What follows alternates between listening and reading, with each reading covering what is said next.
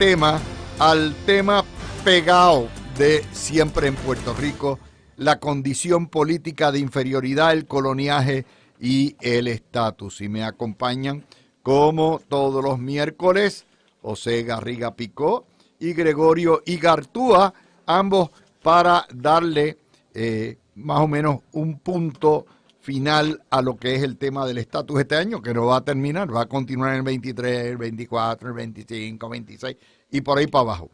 Vamos a empezar que el caso normativo este año fue el caso de Baello Madero, donde el Tribunal Supremo de los Estados Unidos le dio cristiana sepultura a la colonia y a todas las teorías de la autonomía y de todo esto, que de hecho había muerto con promesa y con la Junta de Control Fiscal y la dictadura que nos tiene impuesta.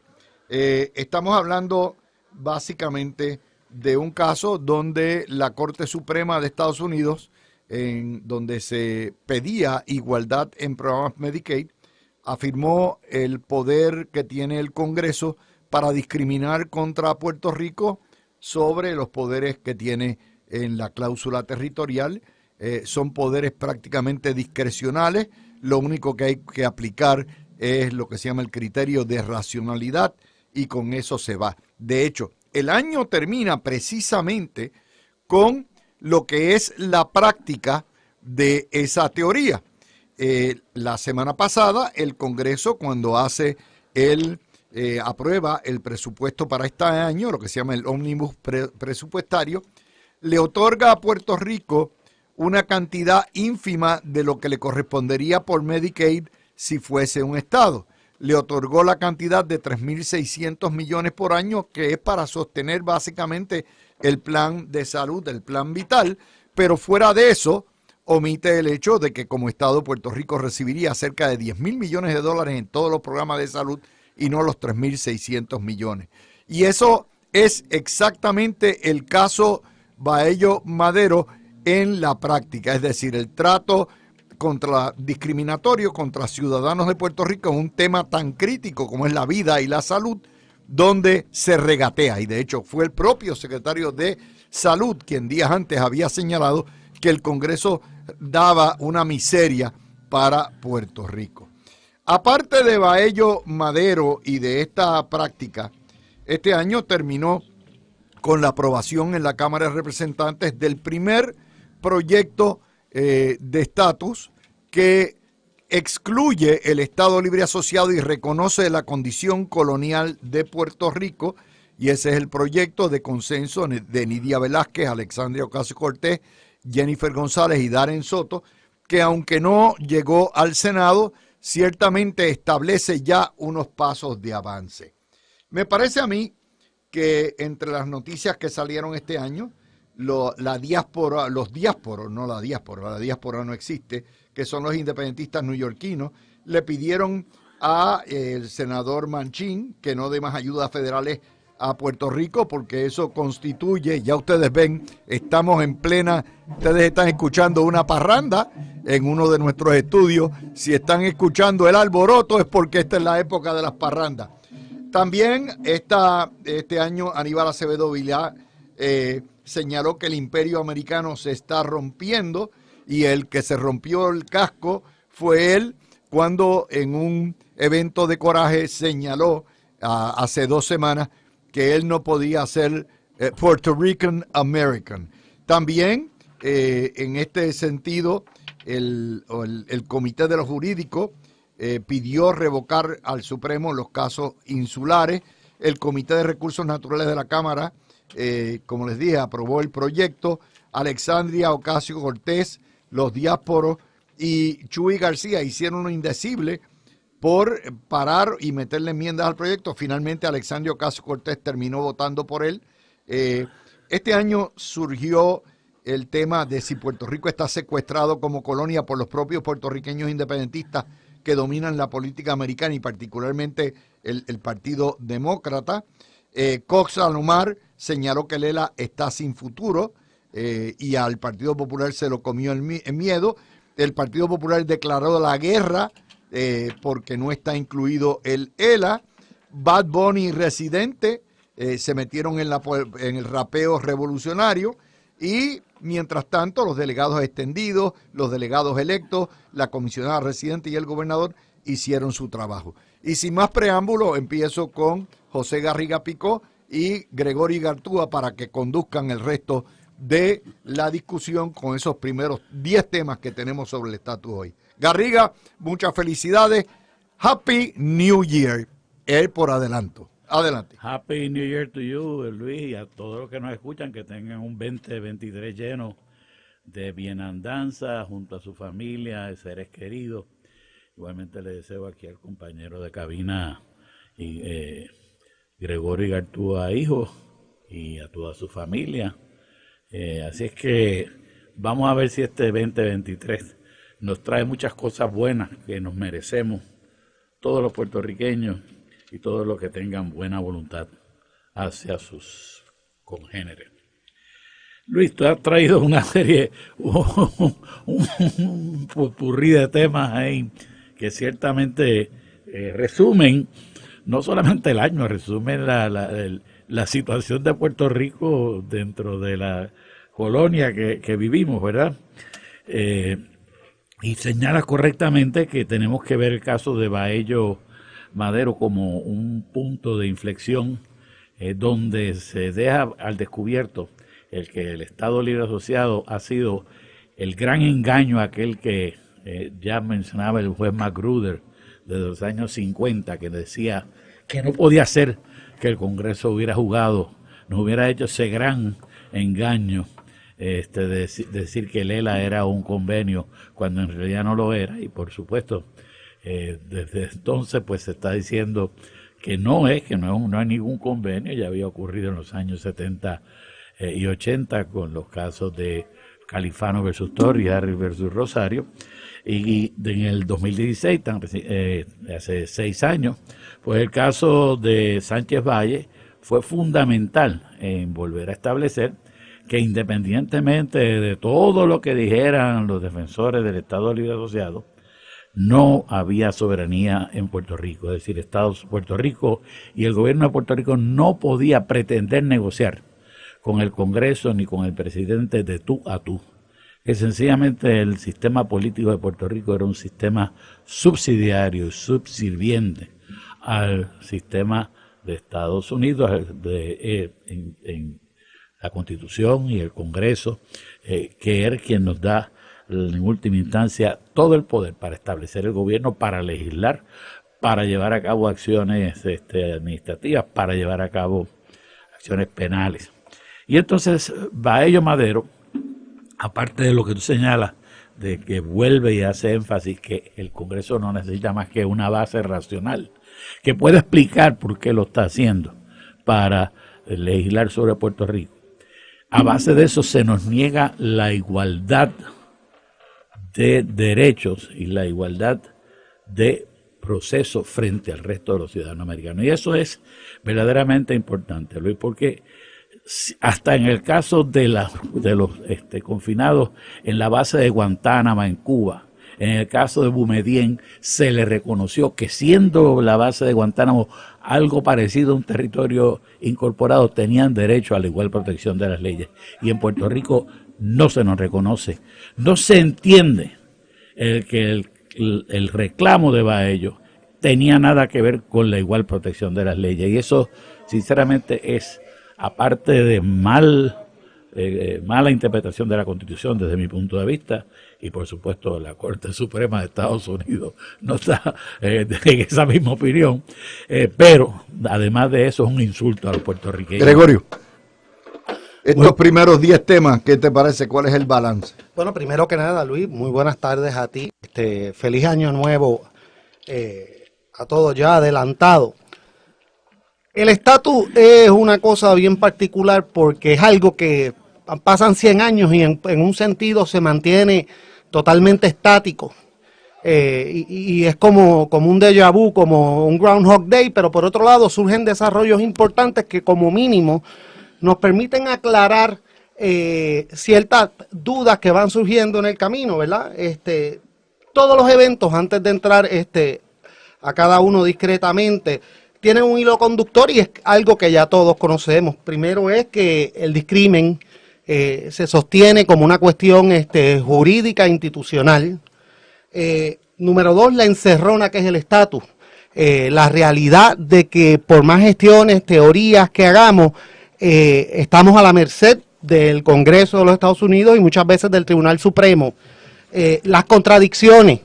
El Tribunal Supremo, distinto a lo que muchos podrían pensar, no es consistente en su análisis. Sí es consistente en interpretar que Puerto Rico está a la merced del Congreso de los Estados Unidos, pero no es consistente en su fundamento. Los vaivenes políticos, yo creo que del caso de Baello, empezando con ese, hay algo bien interesante, y es que mientras públicamente se está haciendo una expresión por parte del Ejecutivo en el sentido de que Puerto Rico merece el reconocimiento de sus derechos, de que se va a trabajar con el estatus, cuando vamos a la opinión oficial que establece el Departamento de Justicia de los Estados Unidos, vemos un discurso totalmente distinto de la administración Biden, a tal nivel, y no lo hago dentro del contexto político, sino para que veamos, porque esto sucede a menudo y el pueblo, como no tiene la oportunidad de leer los escritos usualmente, no vienen en conocimiento de esto, pero básicamente el Departamento de Justicia llega al nivel de decir, miren, Puerto Rico no solo es un territorio y una colonia, sino que el Congreso podría dejarlo así perennemente. Permanentemente el Congreso podría decidir mantener este estatus y limitar los derechos de los ciudadanos de Puerto Rico como quiera. Así que eso es muy distinto al discurso político público que escuchamos. Para nosotros los abogados que estamos, que vemos este tipo de escritos más a menudo, pues no nos sorprende, pero la realidad es que esa contradicción es patente.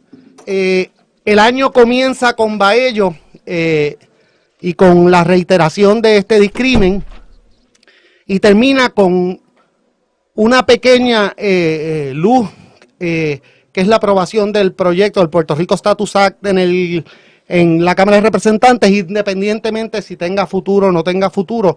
La realidad es que es un adelanto en algunos aspectos, porque nos demostró cómo la política, el cambio de la política en los distintos estados, tiene un efecto sobre Puerto Rico, sobre todo en Nueva York. O sea, este cambio de Nidia no es un cambio que surge de la nada, sino es algo que está calculado dentro del contexto de la política estatal y de la ciudad de Nueva York. Así que yo creo que esos son los hilos conductores del tema, del problema. Sí, son recurrentes, sí. Podríamos decir, si sacamos un programa de hace 5 años, sabe Dios si muchos de lo que estamos discutiendo es exactamente lo que se discutió, pero yo trato de ver el lado positivo, siempre algún tipo de desarrollo, aún en las expresiones negativas hay. Bueno, yo creo que el 8393, como tú señalas, que se aprobó en la Cámara de Representantes, todavía pudiera aprobarse en el Senado, y si fuera así, pues entonces estaría para la firma del presidente. Eso es altamente improbable que ocurra. Solamente estoy diciendo cuál es el marco institucional, pero es altamente improbable que ocurra. Pero lo importante es que el 8393 demuestra de que hay voluntad para el Congreso, por lo menos de una parte del Congreso, de atender este asunto, o que no le queda más remedio que hacerlo.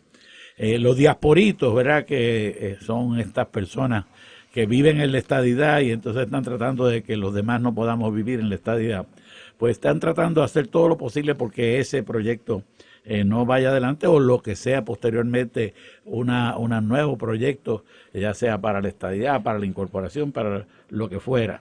Tratan de que esto no se lleve a cabo. Y principalmente esta fue Alexandria Ocasio-Cortez en esta ocasión. A Alexandria Ocasio-Cortez le ajustaron la faja en último momento. Ella, los independentistas de Nueva York. Pero más que eso, no, Luis. Fue una ambivalencia total. Mira, Luis, Alexandria Ocasio-Cortez comenzó su carrera diciendo que creía en la igualdad para los puertorriqueños, eso significaba para la estadidad. Después lo cogieron los comunistas de Nueva York y le dijeron que ella no puede tener esa posición, que ella tenía que ser nacionalista como todos los socialistas nacionalistas que de allá. Y entonces ella fue al Congreso y cambió. Entonces después vino el proyecto de Nidia Claudia y Jennifer, y entonces dijo, no, yo voy a firmarlo también, y se fue co-sponsor. Después la cogieron de nuevo y le jalaron el pelo y le dijeron, mira, tú no puedes hacer eso porque esto no le da lo que nosotros queremos. Nosotros lo que queremos es que esto nunca se resuelva porque queremos seguir siendo colonia para toda la vida. Y entonces ella volvió y cambió. Y entonces, en última instancia, cuando ya se estaba considerando el 8393, le dijeron, mira, tú tienes una querella ética ante la Cámara de Representantes, y si tú no votas a favor de ese proyecto por hacerle daño a la Pelosi y a Steny Hoyer, te vamos a cobrar dándole esa información a los republicanos para que en el próximo... hecho, se la cobraron, se la cobraron ya. Ese, bueno, pero lo que pasa es que no les van a dar... Ellos tienen la información. Ellos le hicieron el referido, pero quién sabe la información. Exactamente, que le o sea, todavía, la evidencia se la pueden reducir de tal manera que ella se puede escapar si ella se pone de acuerdo. Pero sin duda ella va a estar disminuida en el próximo Congreso porque los demócratas van a estar en minoría y ella en minoría dentro de los demócratas. Oigan, en todo esto, ¿cómo quedó para ti la figura de la comisionada residente que recibió muchas críticas, incluyendo de los republicanos trompistas como Miriam Ramírez, como Elizabeth Torres, y por otro lado, críticas del huevito, que se cree que de nuevo esto es un pollo praco peleando contra un toro Miura, pero está ahí.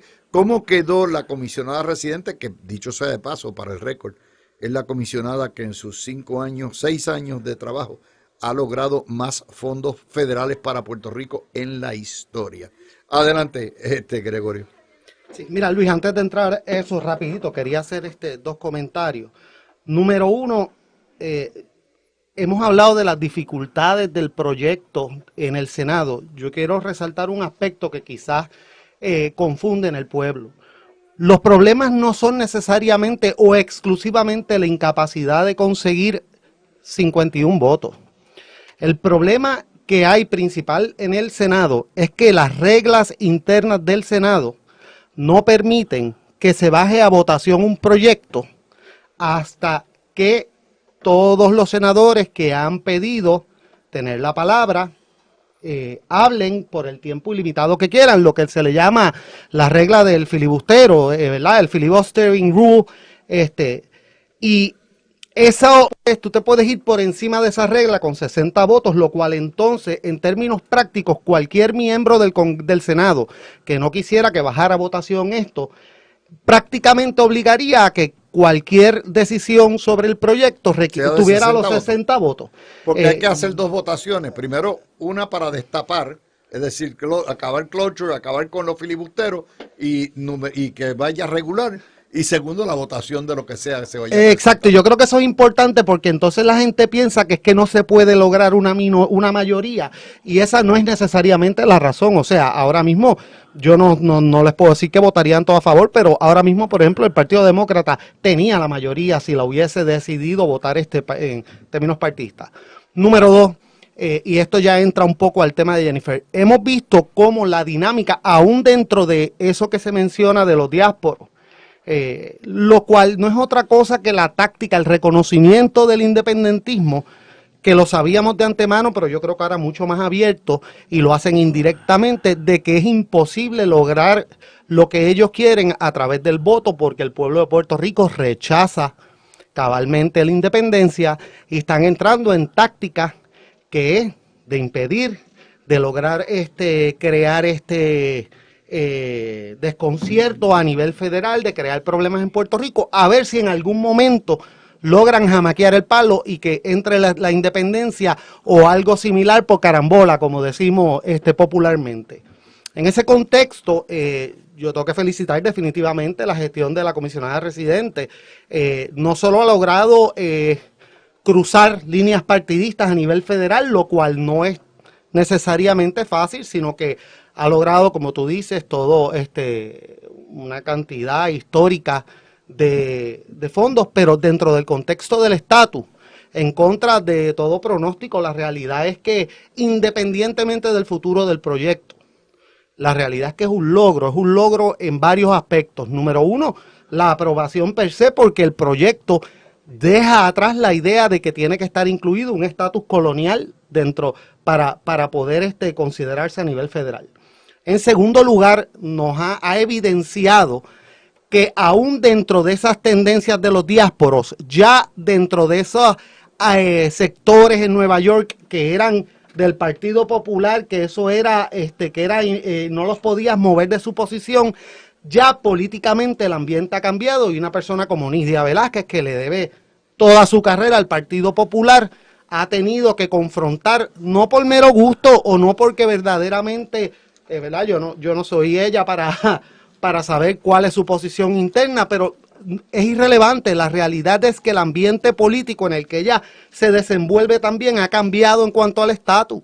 Y esa idea que había antes de un grupo grande que respaldaba la colonia, el territorio, ya acabó y ella se ha visto forzada a ese cambio. Y eso nos abre la puerta, o por lo menos nos da una visión de las posibilidades en el futuro, y es que se irá polarizando. La población puertorriqueña de los estados se irá polarizando con el tema en la medida que todo el mundo internalice que ya esto de Lela quedó en el pasado. Garriga, 2 minutitos para terminar este segmento.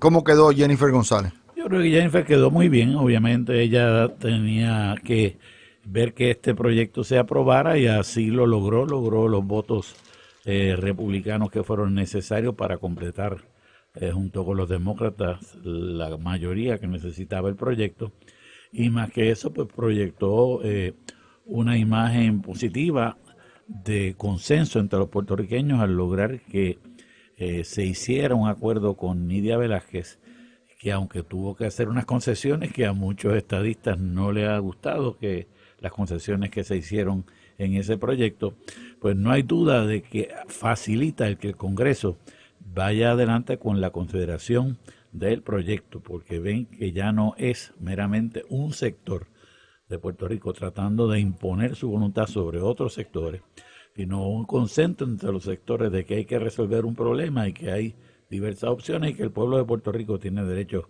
a escoger entre esas opciones. Yo, como no tengo duda que la estadidad es la alternativa que favorecen los puertorriqueños y que le pueden ya pintar la independencia con ciudadanía americana, con pasaje para Nueva York, con salida para cualquier sitio, y los puertorriqueños no quieren eso, lo que van a querer es la estadidad, pues me parece que no hay por qué preocuparse en que haya unas alternativas que no estén debidamente definidas en la papeleta si viniera ese plebiscito. Pero más importante, yo creo que Jennifer demostró que tiene la capacidad de negociar dentro del Congreso.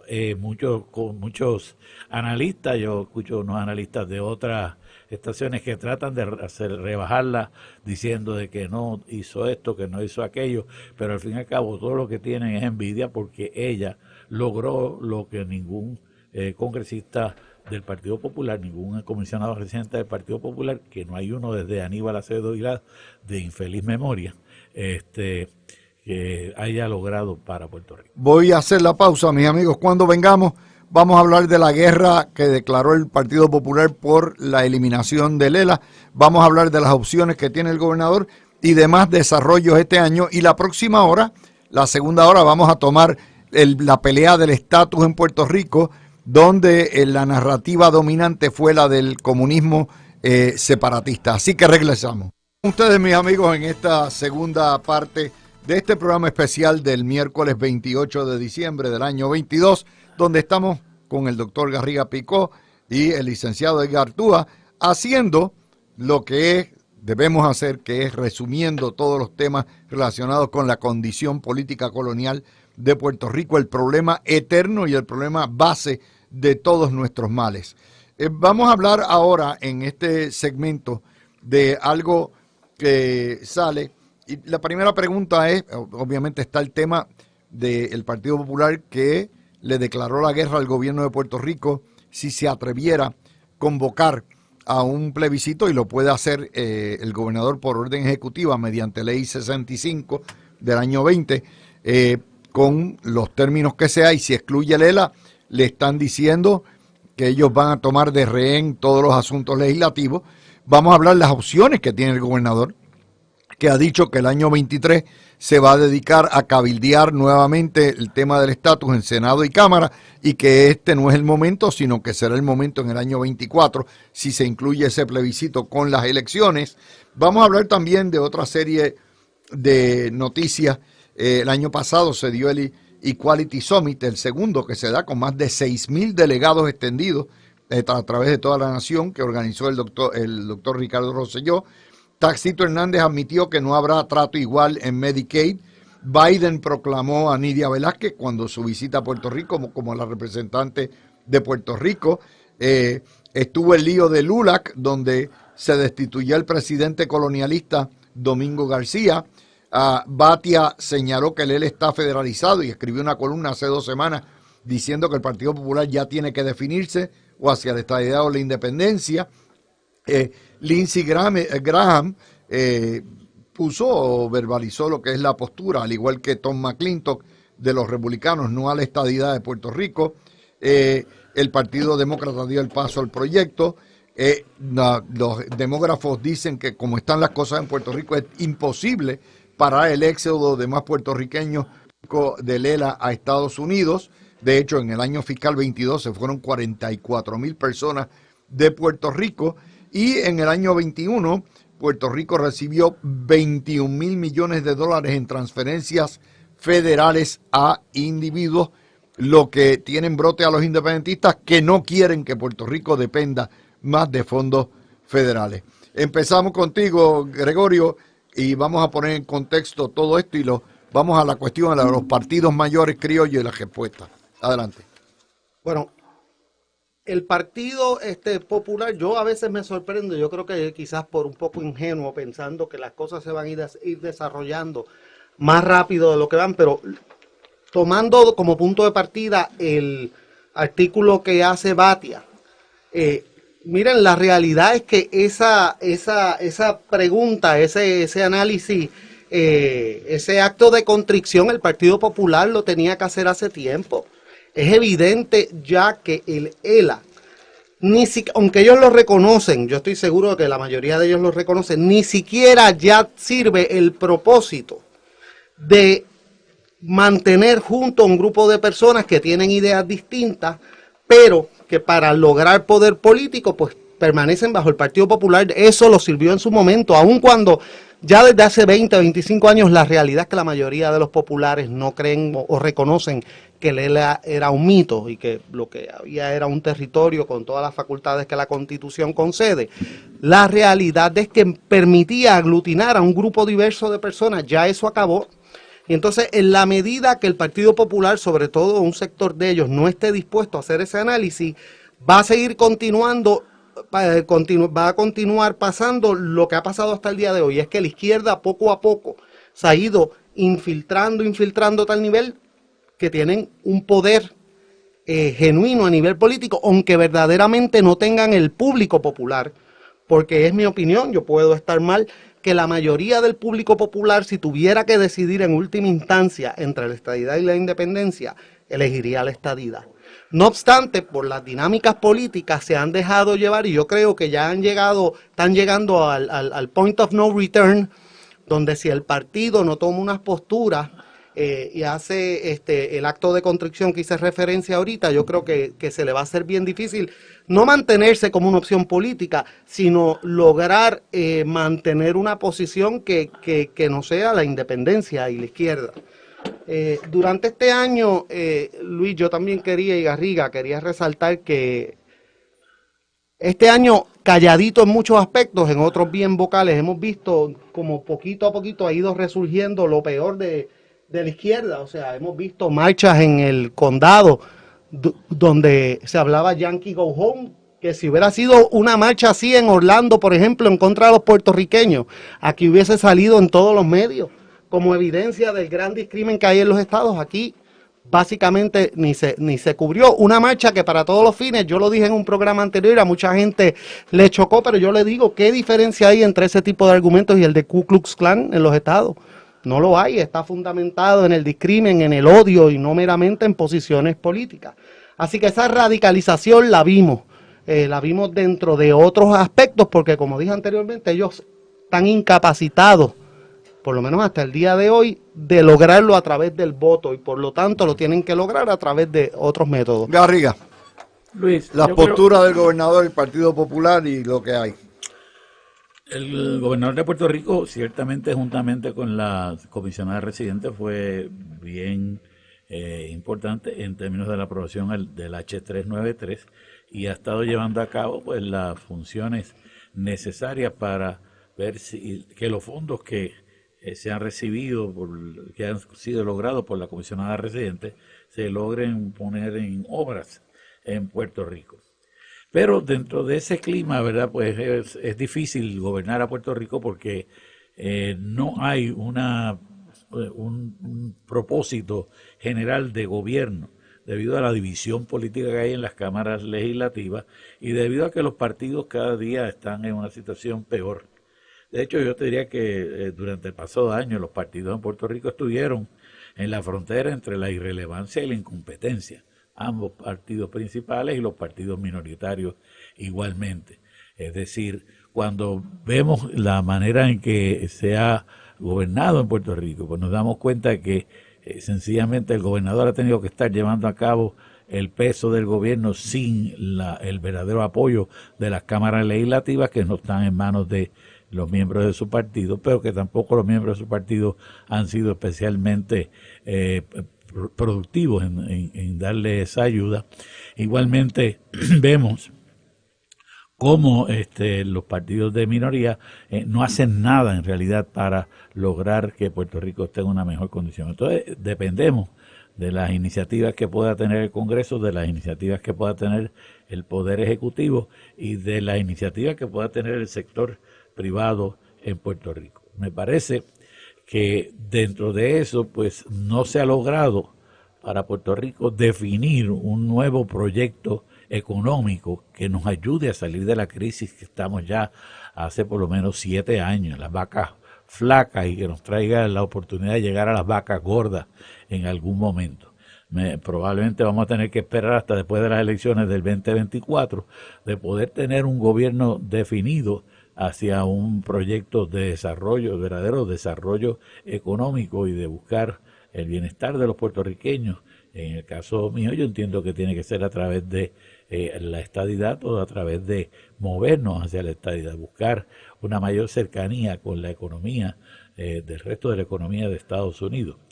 Pero no basta sencillamente con afirmar de que queremos la estadidad y que las condiciones de la estadidad nos ayudarían al progreso económico. Los puertorriqueños dentro de Puerto Rico tenemos que poner las condiciones para sacar lo que es una comunidad que ha estado moviéndose hacia convertirse en una comunidad del tercer mundo, para convertirnos en una comunidad del primer mundo. Y eso requiere no meramente dinero, no requiere meramente condiciones institucionales de estadidad, sino que requiere más importantemente una cultura política, una cultura cívica entre los puertorriqueños, una cultura de ser industriosos, de ser a la misma vez tener búsqueda de nuevas oportunidades de negocio.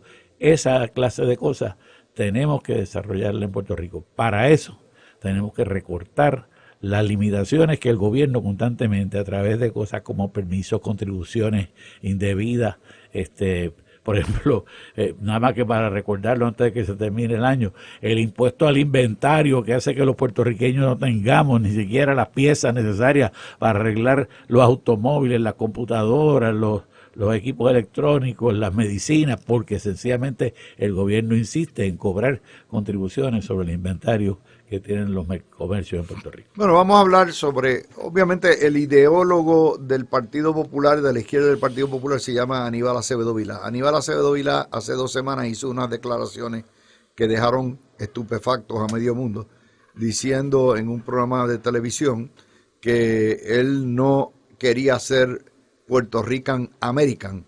Obviamente hay 6 millones de los que vivimos en los estados que somos puertorriqueños y americanos a la misma vez y no tenemos ningún problema con ello.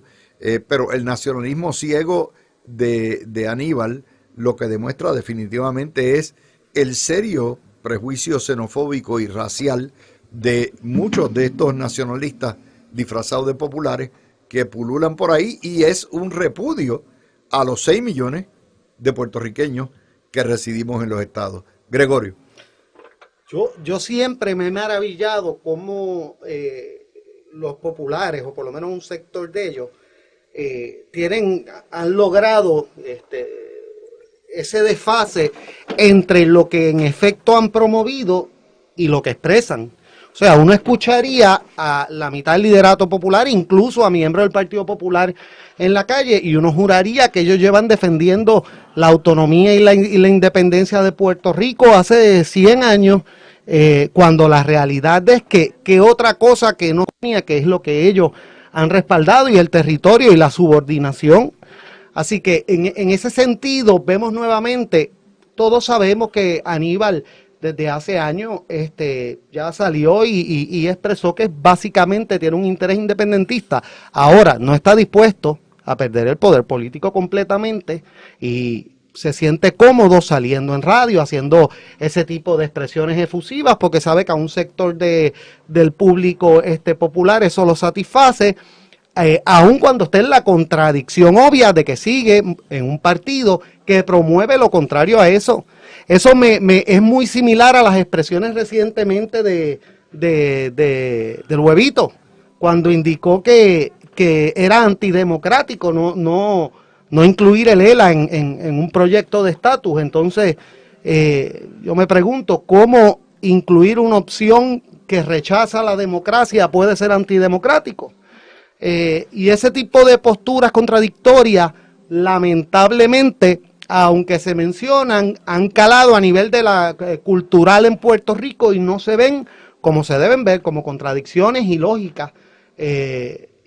Yo creo que el sector del Partido Popular, que piensa distinto, yo entiendo, puedo estar equivocado, que Batia está en ese grupo, incluso los Hernández Mayoral tienen que darse cuenta de que siguen exponiéndose no solo a una contradicción, no solo se los está comiendo vivo la izquierda, sino que se tienen que dar cuenta que están a punto de perder completamente el partido y están a punto de perder completamente cualquier viabilidad ideológica. Y eso es que eso es que el Partido Popular yo creo que desaparece antes de las próximas elecciones, o si no poco después de esas elecciones. Desde hace par de años estoy discutiendo eso. La primera vez lo discutí con Ronnie Arau en otro programa de esta estación, y ciertamente pues a Ronnie se volvió loco y dijo que eso no podía ser, que el Partido Popular no se iba a acabar de ninguna manera, pero ciertamente es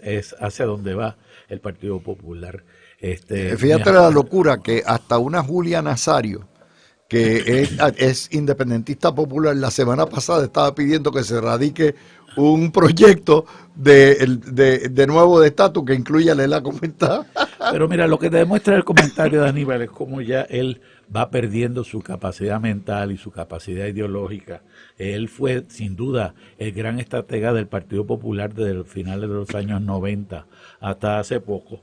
Y ahora está demasiado metido con la Internacional Socialista y con los movimientos radicales dentro de Estados Unidos para tener un pensamiento que responda a lo que piensan la mayoría de los puertorriqueños. Eso de que él no puede ser puertorriqueño y americano me recuerda a mí un escrito que hizo el licenciado Cox Alomar antes de ser candidato a comisionado residente. Y cuando estaba en la campaña yo escribí una columna denunciando esto que había escrito, diciendo Cox Alomar no es americano. Pues se podría escribir esa misma columna sobre Aníbal. Aníbal Acevedo Vilá no es americano, para que entonces la gente entienda de que no tienen interés en mente el interés no solamente de Estados Unidos, sino de Puerto Rico.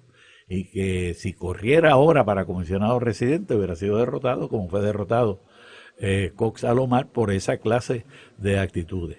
Pero no le importa, ya Aníbal está en el ocaso de su carrera política, y lo que le importa, como tantos líderes independentistas, pues es el plano internacional, los viajecitos a las convenciones internacionales, ir a Venezuela, ir a Cuba, ir a otros países que tengan gobierno socialista y codearse como si fueran embajadores internacionales y tuvieran pasaporte diplomático. Garriga, y rapidito, yo creo que es interesante, ¿verdad? En esa discusión que haces, me vino a la mente aquella vieja frase de Muñoz cuando dice que no se puede basar una fidelidad en una infidelidad, básicamente, que no somos proamericanos, somos americanos.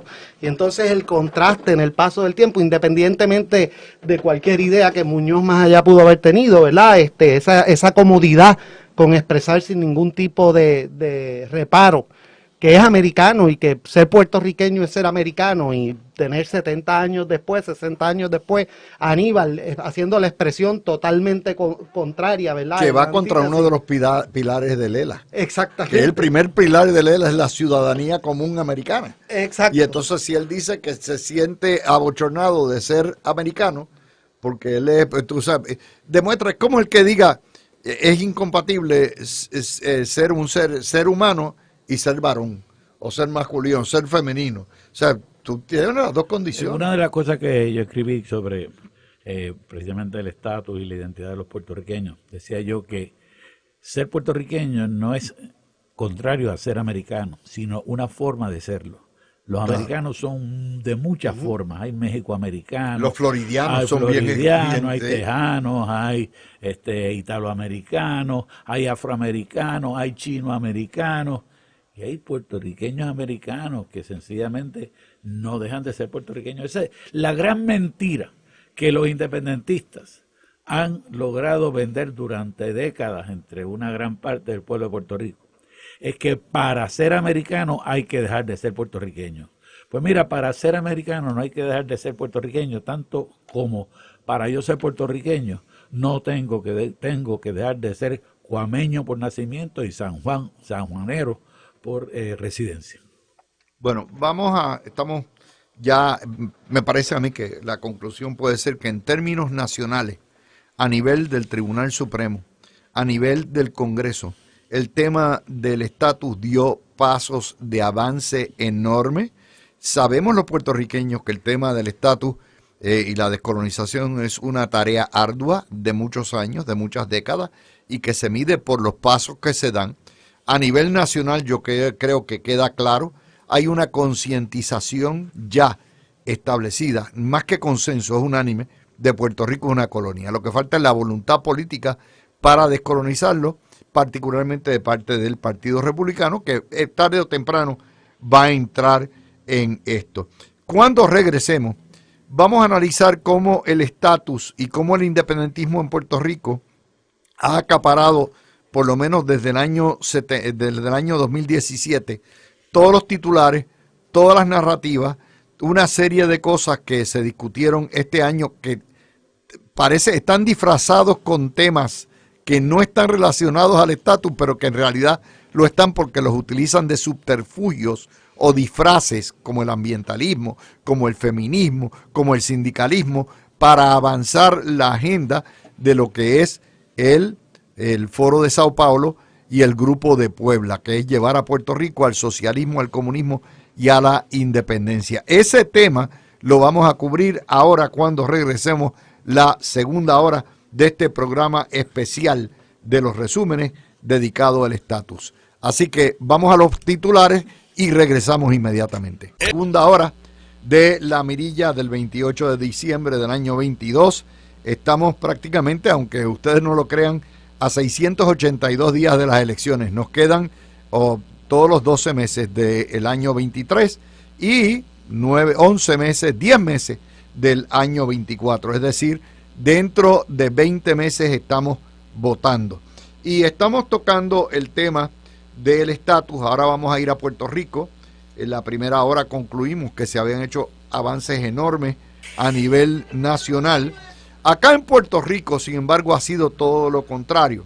El independentismo, con el control que tiene absoluto de los medios, ha dominado todas las narrativas. Puerto Rico lleva 2 años de piquete en piquete, de protesta en protesta, de huelga en huelga, y son protestas en contra del gobierno colonial, que es un gobierno eunuco, es un gobierno que no tiene poder alguno, porque nosotros nos rige una dictadura federal de promesa y la Junta de Control Fiscal, pero como el mono sabe el palo que trepa, es más fácil ir a piquetear allí en la calle Fortaleza, esquina del Cristo, que ir a meterle los mochos a lo que es la Junta de Control Fiscal.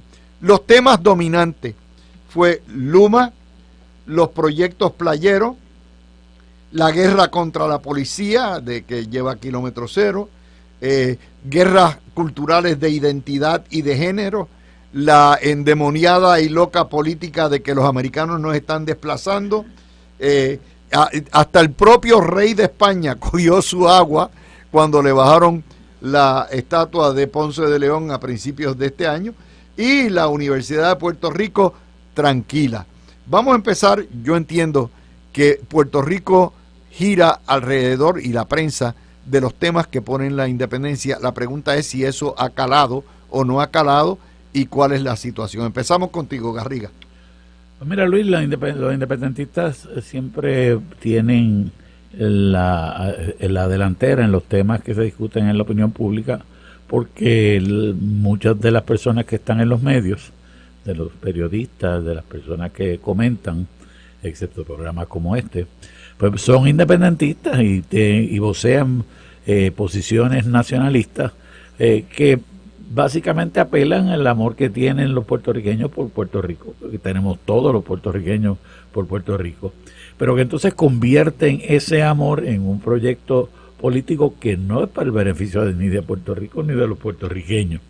Es que ese dominio del discurso, que está fundamentado entonces ya en proyectos que son altamente complejos y que se acercan a lo que aquel teórico del comunismo, Gramsci, decía, que era que la revolución comunista tenía que venir no a través de las luchas de los obreros en las fábricas, sino a través de la transformación de la cultura y el dominio de las ideas por parte de los intelectuales que son del movimiento. Pues es lo que hemos visto en Puerto Rico. Frente a eso, lo único que se opone es la realidad cruda de que los puertorriqueños, para poder sobrevivir económicamente, para poder sobrevivir tecnológicamente, para poder sobrevivir políticamente fuera de Puerto Rico, necesitamos reconocer la realidad de que somos parte de la nación americana y que estamos bajo las instituciones de la nación americana. Y cuando tú mencionaste al rey de España, pues viene muy a propósito, porque el rey de España vino en esta ocasión, y como tú señalas, por poco tumban la estatua del rey de España, pero la realidad fue que entonces el rey de España fue y dio el discurso en inglés para demostrar de que aquella alianza que había de España con los Hernández Colón y sus seguidores, de que por mantener el español en Puerto Rico, España estaba no favoreciendo la independencia o alguna forma de soberanía separada, se había acabado. De hecho, ya hacía como 10 años antes, en una visita anterior del rey de España a Puerto Rico, había llegado y lo primero que dijo es: I am so glad to be back in the United States, llegando a Puerto Rico. Y eso pues definitivamente le supo de una manera poco deliciosa a los independentistas, ¿no? Bueno, sí, pero hay una realidad, y es que aunque tenían televisión gratuita, los telediarios le proveían, todas las marchas las cubrían desde las 6 de la mañana hasta las 11 de la noche en los telediarios, les daban pauta, promoción, le metían, las protestas se disiparon, o sea, cada vez iba menos gente, la gente se reía de ellos. Yo creo que una parte que estamos viendo aquí es que el independentismo está utilizando aquí tácticas que pudieran tener un efecto electoral, y eso es lo que vamos a hablar en el año 24, pero que en términos de llevar grandes masas y tratar de calcar lo que ocurrió en el verano del 19, han fracasado, Gregorio. Garriga mencionaba aquí el amor que todos tenemos por Puerto Rico, y yo no lo dudo y no voy a cuestionar el amor a nadie, excepto que recientemente, y lo traigo por eso... No cuestiona el mío, ¿verdad? No, el tuyo jamás. No, yo no le cuestiono a nadie, pero sí encuentro curioso que el movimiento independentista diga que ama tanto y tanto a Puerto Rico y constantemente diga eso, cuando la realidad es que en el diario vivir lo que expresan es odio por más de la mitad de los puertorriqueños. Entonces, ¿cómo uno puede amar la patria si odia a más de la mitad de la gente? Que lo que es la patria no es el territorio, ¿verdad? Puerto Rico es su gente, y si odias a más de la mitad, o por lo menos los rechazas con ese nivel de veneno en la expresión, pues yo creo que eso es una contradicción sumamente interesante. Por otro lado, yo les reconozco sí al movimiento independentista que ellos siempre, sobre todo dentro del contexto de la guerra cultural, y lo han logrado llevar a la esfera política, ellos han identificado adecuadamente cuáles son los momentos de inflexión histórica importantes, conocido los nichos donde ellos pueden llevar más efectivamente sus luchas. Evidentemente eso no es dentro del contexto electoral en términos generales. Yo creo que, como todos sabemos, además de Promesa, el momento clave de la historia moderna de Puerto Rico es María. Y más allá de los políticos, a nivel del ciudadano común y corriente, aún dentro de los independentistas, de los cuales tengo grandísimos amigos y familiares también, uno lleva la conversación con ellos y hubo un reconocimiento después de María, aún de ese sector, que Puerto Rico, sin la ayuda del gobierno federal, sin esa relación con el gobierno federal, no pudiese subsistir eventos como tal. O sea, que había una necesidad de los Estados Unidos.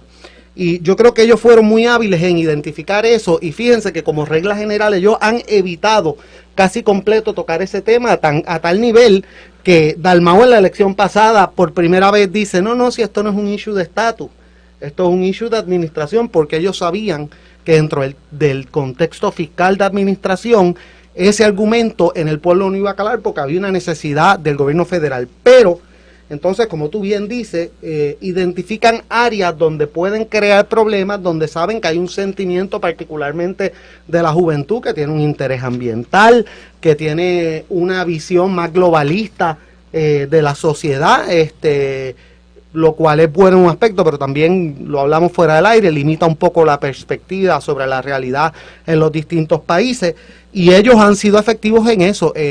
Usualmente no ha tenido un efecto político concreto más allá de desgastar las bases de los partidos tradicionales. Así que en ese sentido sí ha sido efectivo. Culturalmente definitivamente ha tenido un impacto, eso no lo podemos negar, y eso tiene un impacto finalmente sobre la política pública y sobre el discurso público.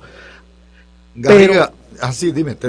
Pero realmente yo no sé todavía si eso puede en el futuro tener un efecto político, excepto cómo el público finalmente visualice ya en una segunda o tercera elección al movimiento que va a representar eso, que no es el Partido Independentista, que es Victoria Ciudadana, ¿no? Que es el que de verdad representa esos puntos. Garriga, las tropas de asalto tradicionales del independentismo en las calles, los guerrilleros urbanos, salen de la Universidad de Puerto Rico, son los barruntos de la Universidad de Puerto Rico. Este año brillaron por su ausencia las huelgas universitarias, excepto en el recinto de Mayagüez, que por una estupidez de calendario pararon el recinto casi 20 días. Pero fuera de eso, tú no lo has visto. ¿Cuál es la razón? Y nuevamente, si Victoria Ciudadana o el PIB dicen que tienen la juventud, esa juventud en muchos sentidos brilló por su ausencia en las protestas. Las protestas eran los mismos gatos sindicales, los mismos gatos de siempre, pero tú no veías grandes cientos de jóvenes universitarios. Adelante. Pues mira, Luis, yo creo que primero que nada los jóvenes universitarios han cambiado porque después de María hubo una transformación del cuerpo estudiantil. Después de entonces vino la pandemia, y la pandemia a su vez también cambió la relación de los estudiantes con el lugar de estudio. Ya no necesariamente se identificaba con el campus, sino que tú podías estudiar por internet, y de esa manera entonces empezaron a relacionarse de manera distinta con la universidad como instalación física. Tú estás allí físicamente todos los días, okay, o sea, tú has estado, tú sabes el ambiente. Pero ese ambiente es distinto, lo que te quiero decir, que ya no hay la misma clase de ambiente que había anteriormente, hay un número menor de estudiantes, y me parece que tengo que decir que los jerarcas universitarios han manejado adecuadamente esta crisis de tal manera que no le han dado la oportunidad, especialmente en la presidencia del recinto de Río Piedras, no le han dado la oportunidad para que este movimiento reclute nueva fuerza y se desarrolle de una manera particular. Y es bien importante porque va cambiando el rol de la educación dentro de Puerto Rico. La educación ya no es la misma, la necesidad de educación. La educación siempre es necesaria, pero la necesidad de diferentes formas de educación va a transformarse y cada vez más necesitamos una educación que esté más unida a las nuevas tecnologías de las comunicaciones y de la informática. Y eso pues lleva a que no tengamos el tipo de recinto que tradicionalmente se tenía. Y con el menor número de estudiantes, pues a veces tú vas por la universidad y encuentras la universidad vacía frente a lo que se encontraba hace 7 años, la universidad llena de carros de estudiantes y las filas largas en los comedores y los kioscos donde se venden comidas y dulces y refrescos.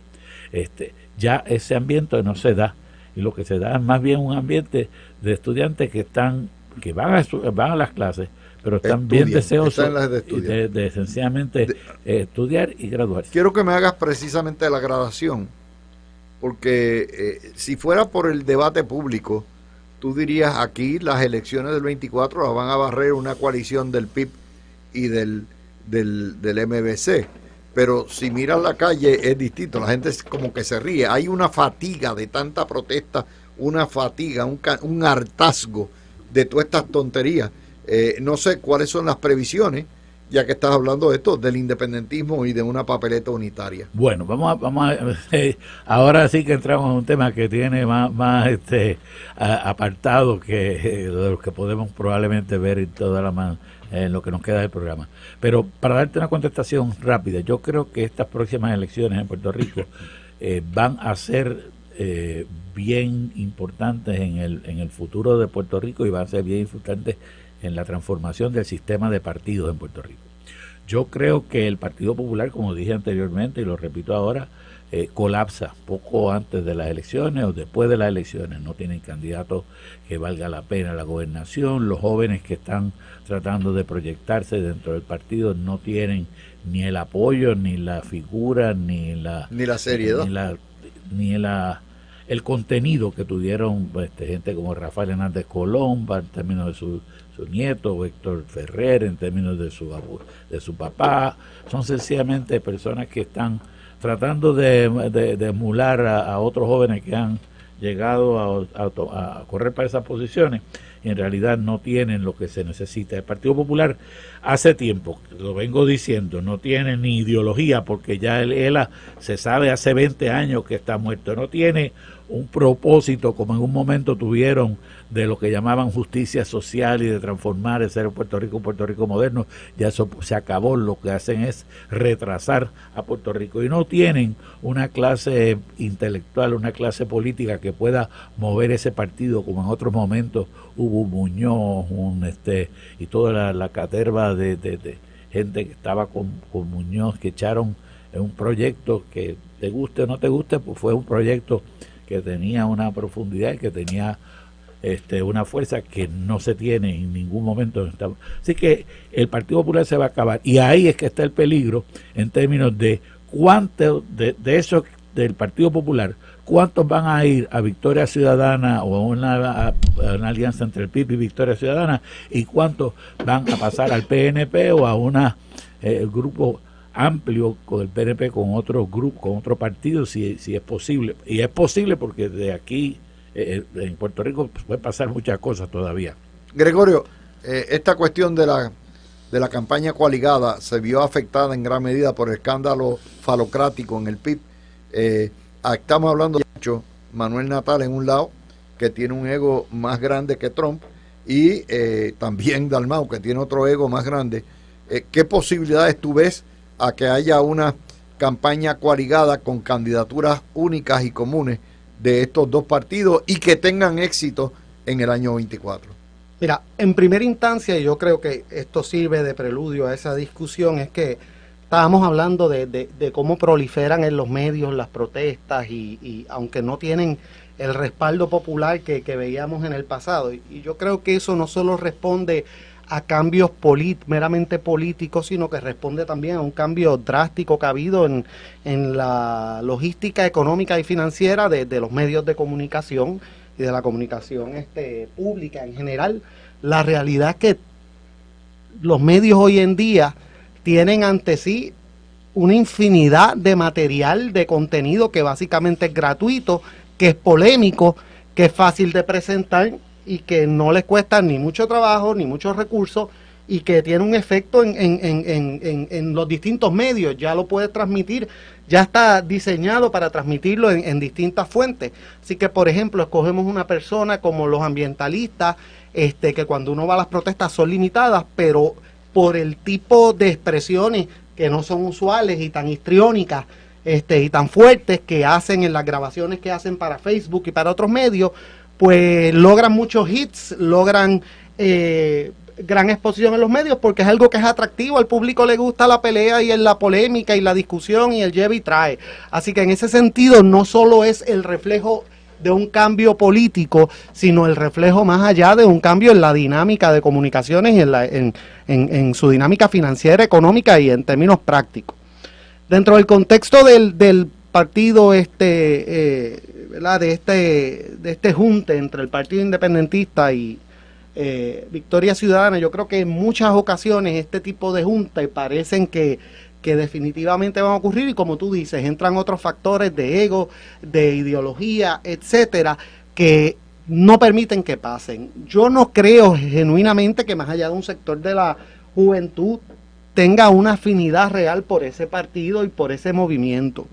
Yo lo que creo es que el espacio que ellos sí han logrado cubrir efectivamente es que hay una fatiga y un cansancio público con los partidos tradicionales, y eso se extiende también al Partido Nuevo Progresista, que la gente está cansada de ciertas dinámicas en el partido, de ciertas posturas, no necesariamente ideológicas, y que lamentablemente el partido no ha logrado atender efectivamente esas preocupaciones legítimas del pueblo, porque muchos de nosotros las tenemos también. Hay una fatiga, hay un cansancio con los discursos, con las dinámicas, con la participación de gente, con las exclusiones, con una serie de cosas que el público está cansado, y en la medida que el Partido Popular, como ustedes indican, está a punto de desaparecer. Bueno, y el Partido Nuevo Progresista tiene ese problema, pues entonces ¿quién llena el vacío? Ahorita vamos a dar los premios, porque Garriga quiere repartir hoy premios. Garriga va a repartir más premios que la ASPRO y el Overseas Press Club, pero sin ser inbreeding, ¿ok? O sea que eso, vamos a hablar un poquitito, Garriga, ¿cómo tú ves esta potencial coalición de los grupos independentistas? Pues mira, esa coalición no creo que se va a dar. Primero, hay dos conceptos que tenemos que diferenciar, lo que llamamos coalición y lo que llamamos alianza. Sí. La alianza es cuando dos partidos pierden su identidad y se convierten en uno solo. Eso yo creo que está descartado, porque el Partido Independentista no va a entregar su identidad y el Partido Victoria Ciudadana comunista tampoco no va a separar. Así que no va a ocurrir una integración, como tú decías, son dos bueyes machos que no caben en la misma jaula y no van a lograr ponerse de acuerdo para lograr eso. Lo que podría darse entonces es una coalición, como la coalición que hubo entre socialistas y republicanos en los años 30, que dos partidos mantienen su identidad, dos columnas en la papeleta, el Partido Victoria Ciudadana y el Partido Independentista, pero tienen entonces los mismos candidatos en todas las posiciones. Es decir, todo el que vote por cualquiera de los dos va a estar votando por los mismos candidatos. Eso no es posible en este momento. La ley electoral no permite que eso ocurra.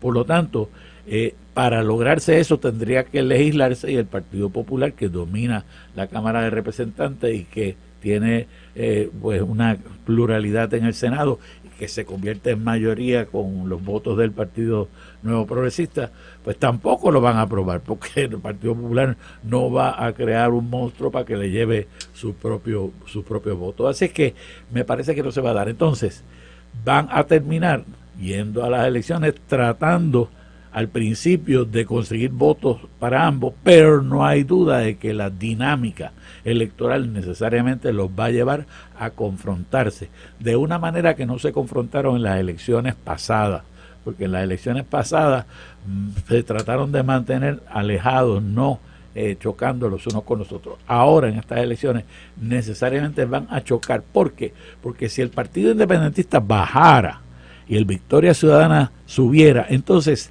la tendencia va a ser a que el PIB desaparezca y Victoria Ciudadana sea quien lo sustituya permanentemente. Si por el contrario Victoria Ciudadana bajara y el PIB subiera, entonces el PIB sí verdaderamente sería un partido emergente de nuevo, y entonces Victoria Ciudadana se daría cuenta, pasaría como un fenómeno efímero. Así es que ellos dos van a estar luchando por la supervivencia en términos de ocupar esa parte del espectro. ¿Suben o bajan del 28%?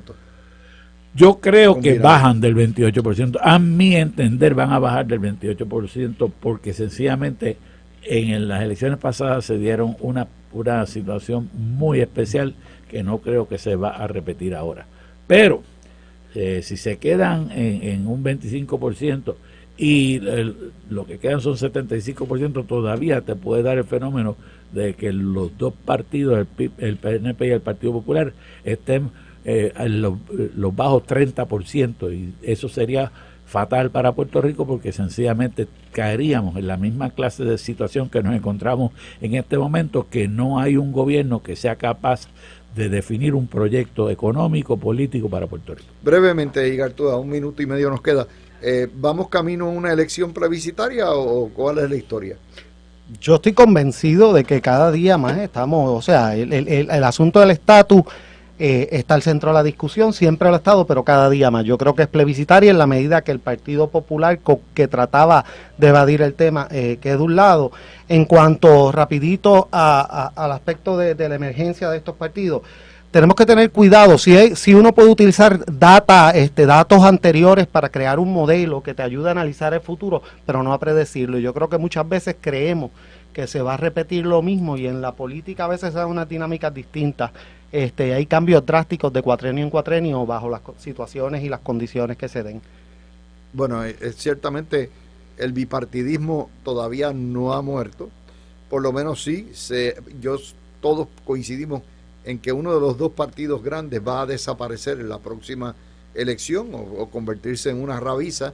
Eso es claro, es cuestión de tiempo, y eso probablemente, todo indica hasta hoy, nadie puede decir qué va a pasar en 2 años, pero que el Partido Popular es el que más decimado está, el más crítico está, y entonces van a ver la lucha de 4 partidos, pero prácticamente el PNP y los independentistas tratando de pescar todos los votos que puedan de proamericanos y los independentistas buscando todos los soberanistas. El PNP debe sobrevivir porque tiene liderato, hay bastante el candidato, tiene fondo, tiene pueblo, tiene además de eso una ideal que no se puede negar como el Estado social. La estadidad es un ideal. Voy para la pausa. Vamos a la pausa. Garriga Picó quiere dar premios cuando regresemos en este último segmento de La Mirilla de hoy, miércoles 28 de diciembre. Regresamos. Y obviamente aquí dentro del contexto de estatus y el contexto de gobernanza, generalmente todos los años le preguntamos a nuestros paneles cuáles son los valores del año. Y yo quiero que me vayan diciendo más o menos quién es el secretario de gobierno del año, la mejor agencia, el alcalde del año, el legislador del año, lo que es también la decisión jurídica del año.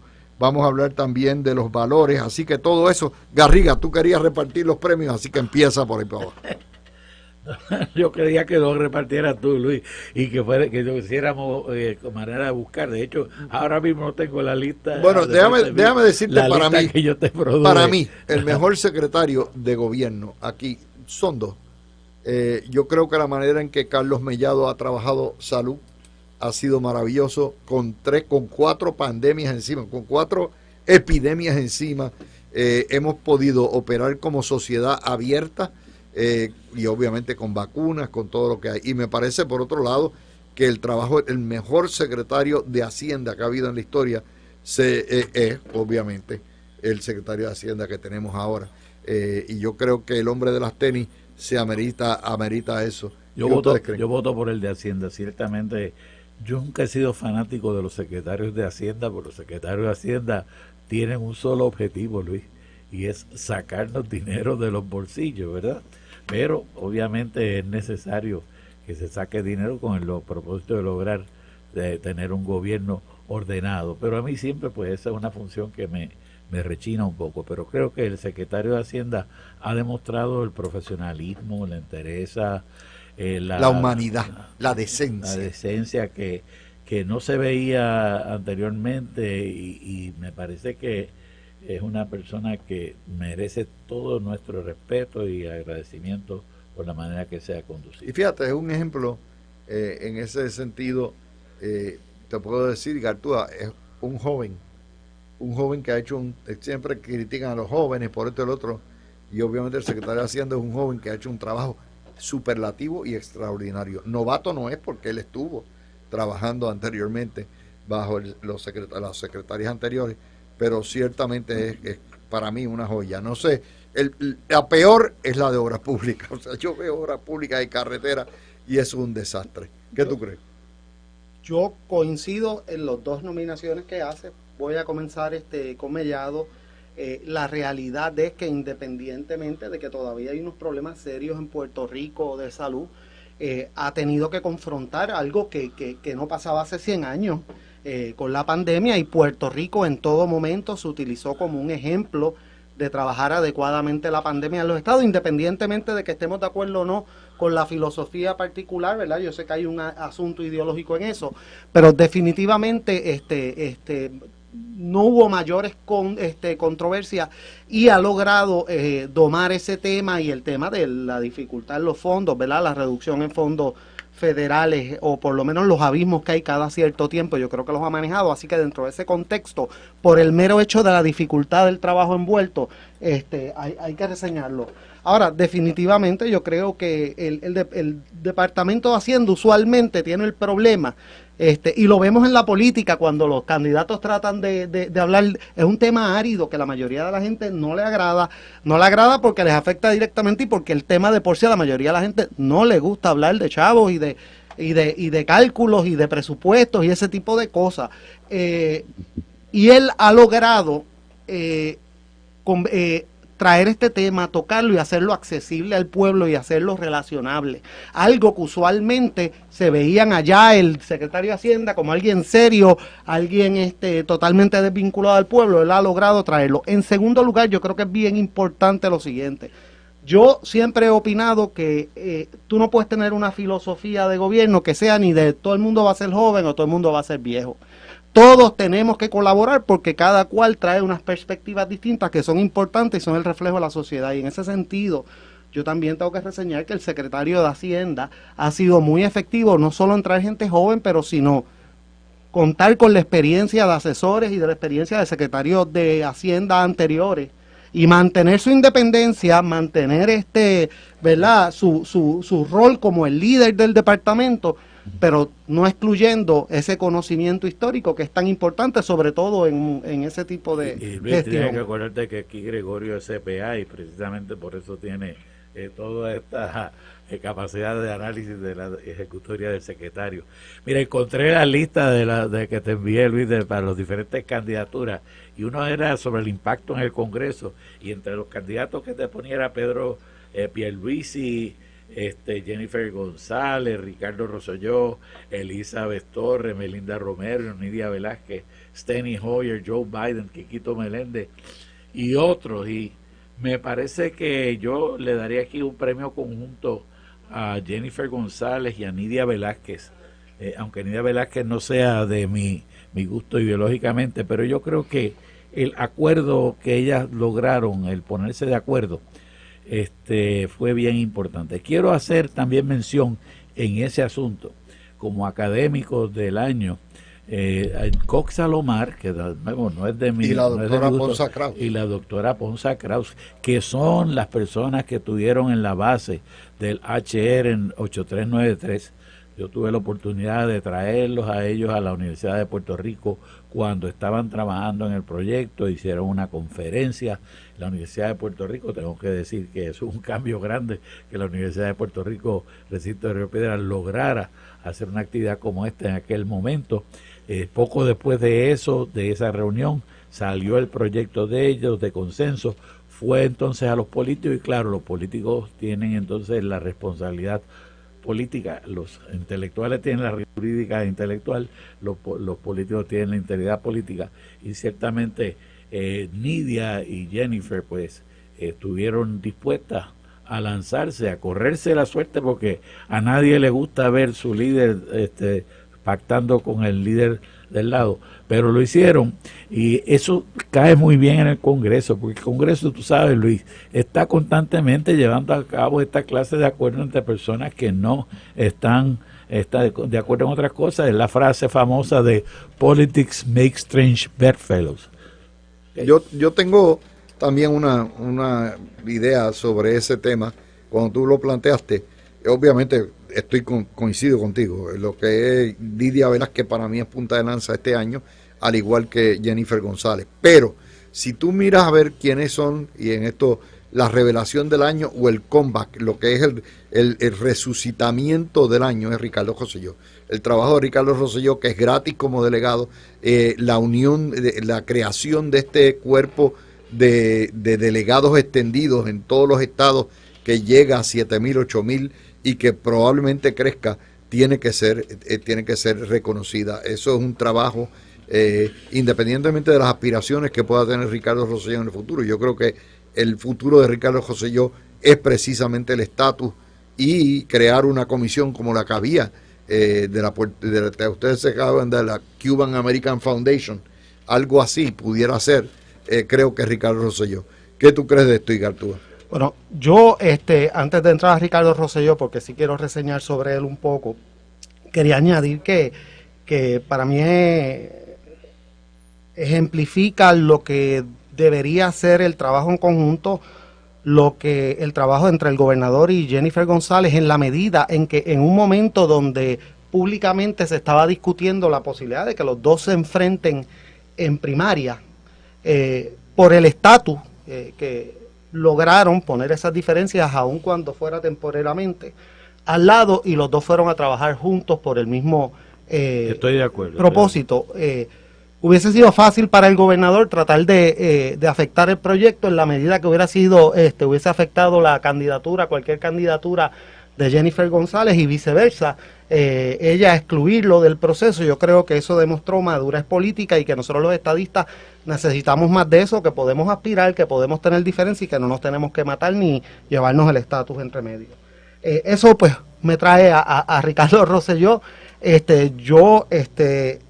Aún con las diferencias, algunas diferencias que he tenido en el pasado con él, yo reconozco que la gestión, el proyecto de Ricardo Rosselló es un proyecto importante, es un proyecto que si se trabaja bien, tiene la posibilidad de lograr un cambio y un impacto fundamental en el estatus de Puerto Rico. Yo lo felicito, yo creo que debe continuar ese proceso de integrar a los puertorriqueños en los estados.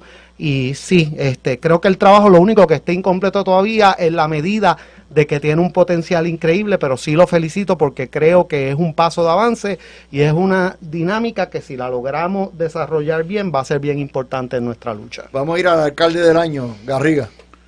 Pues el alcalde del año, yo creo que el alcalde de San Juan, porque el alcalde de San Juan, no hay competencia en eso. Sinceramente ha transformado la ciudad capital. Puedo decir, ¿verdad?, que para temperar ese entusiasmo, decir que es fácil ser mejor alcalde que la alcaldesa que tenía anteriormente San Juan, porque aquella fue simplemente un desastre. Pero yo creo que él, más que superar a esa antecesora, pues ha demostrado que tiene la capacidad administrativa para poner la ciudad de San Juan sobre sus pies financieramente, que ella lo dejó en un desastre, para hacer que en San Juan se vea que hay obra pública, que se están arreglando las carreteras, de que se está arreglando el ambiente, de que se están llevando a cabo toda clase de las actividades que se esperan, y que al fin y al cabo también logra hacerlo dentro de un ambiente que no crea controversias con las comunidades o ni aún con personas de otros partidos, ni con uniones obreras, sino que lo logra hacer dentro de un ambiente de verdadera capacidad administrativa. Adelante. Evidentemente yo coincido, San Juan, esto pasa a veces en la política, o sea, teníamos un ambiente cargado hace muchos años de una persona particularmente que no estaba ya interesada ni siquiera en el municipio, sino que tenía otra visión y otro énfasis y que se reflejó en el diario vivir, y yo creo que es refrescante que tengamos en San Juan un alcalde que no es que no pueda tener aspiraciones en el futuro ni que tenga la capacidad, pero que esté concentrado en San Juan, que en mucho tiempo se logre mantenerse aparte de las controversias públicas a nivel isla y que no se esté hablando constantemente de sus aspiraciones, sino que vamos directamente a la obra. Y eso es un avance, y eso eventualmente también trae la proyección política que uno quiera, que es el error de muchos que se creen que tienen que evitar el trabajo de día a día para tener otra exposición pública, y es lo contrario. Si tú haces bien tu trabajo, la vas a tener eventualmente. Yo creo, Luis, como hablábamos antes de entrar en cabina, tú sabes que estamos tomando un café y hablando con algunos de los otros participantes que están en la estación, y dijimos que en Puerto Rico se va desarrollando el patrón de que hay unos alcaldes en unas ciudades que son alcaldes que, independientemente del partido, tienen la capacidad administrativa para mantener esas ciudades, y que sencillamente la realidad es que es un secreto a voces que todos ellos cuentan con personas de todos los partidos dentro de sus administraciones municipales, porque todos ellos dicen: necesito los votos de todos los partidos para poder mantenerme en la alcaldía. Y a lo mejor ya ha llegado la hora de pensar, en cierta manera, separar las elecciones municipales de a otros años, que no tengan con de midterm elections, para que sencillamente podamos tener administradores capaces dentro de las ciudades, independientemente de sus preferencias de estatus y de preferencias de partido, porque al fin y al cabo tenemos que tener buena administración. Y yo creo que, pues, a mí no me gusta que el Partido Popular gane en Carolina y en Cagua, pero aparentemente, yo no he vivido en ninguno de los dos municipios, pero aparentemente llevan a cabo una administración adecuada dentro de sus municipios, porque siguen contando con la ayuda de las personas, con el apoyo. Bueno, el de Caguas casi se tumba, el de Carolina es una liga aparte, o sea, eso es usted y tenga. Pero vamos a hablar ahora del legislador del año. Gregorio, ¿quién tú crees que ha sido el legislador del año? Wow, en una legislatura que no ha hecho un carijo, pero eso es otro cuarto de hora. Esa está bien difícil, sí. Luis, aquí encontrar aquí el legislador del año. Pero yo te voy a decir que yo voy a interrumpir aquí. Sí. O sea, ¿lo vamos a declarar vacante? No voy a declarar vacante. Voy a declarar a la senadora Rodríguez Bebe como una persona que ha demostrado la capacidad, independientemente de sus ideas que son conservadoras, incluyendo la idea del independentista. Ella es independentista del proyecto Dignidad y independentista conservadora, pero en su demeanor, en su comportamiento, en su manera de operar, en su manera de debatir, ha demostrado una calidad intelectual y humana. A mí me parece que es admirable y que debería servir como modelo para muchos otros legisladores de todos los partidos.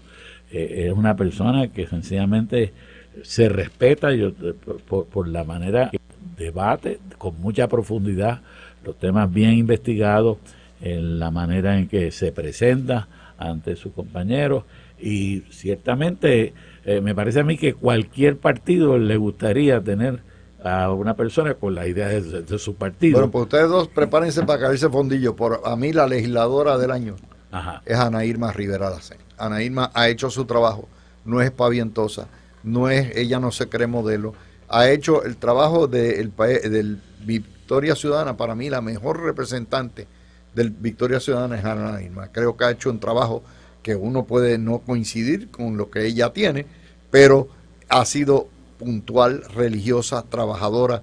En eso estoy, ¿sabes? Fuera de lo demás vacante. Yo le voy a dar el premio a Mariana Nogales, no porque se ha destacado, sino porque ha servido de ejemplo para el resto de la población de que estos partidos y estas personas que mientras están afuera critican y hablan y se pintan como los más pulcros, a la larga son parte de la misma sociedad que somos todos y tienen los mismos defectos, muchos tienen las mismas tendencias, así que en ese sentido que sirva de ejemplo y de escarmiento al pueblo de Puerto Rico, de que esa idea de que aquellos de esos partidos minoritarios que hablan con esa prepotencia,